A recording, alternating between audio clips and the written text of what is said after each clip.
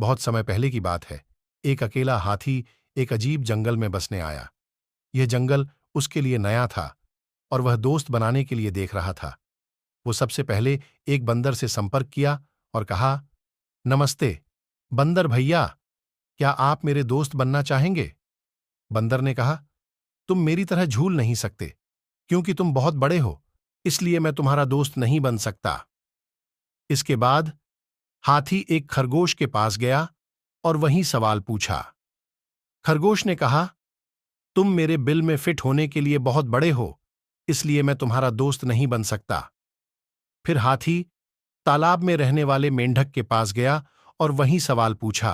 मेंढक ने उसे जवाब दिया, तुम मेरे जितना ऊंची कूदने के लिए बहुत भारी हो, इसलिए मैं तुम्हारा दोस्त नहीं बन सकता। अब हाथी वास्तव में उदास था, क्योंकि वह बहुत कोशिशों के बावजूद दोस्त नहीं बना सका।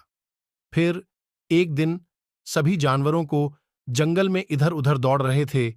ये देखकर हाथी ने दौड़ रहे एक भालू से पूछा कि इस उपद्रव के पीछे का कारण क्या है।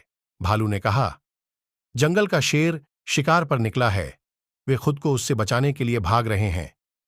ऐसे में हाथी शेर के पास गया और कहा कि कृपया इन निर्दोष लोगों को चोट न पहुंचाओ, कृपया उन्हें अकेला छोड़ दें।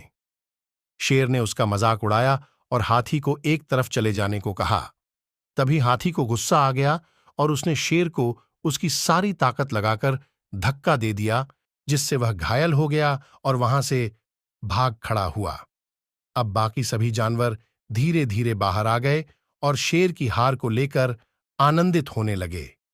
वे हाथी के पास गए और उससे कहा, तुम्हारा आकार एकदम सही है हमारा दोस्त बनने के लिए।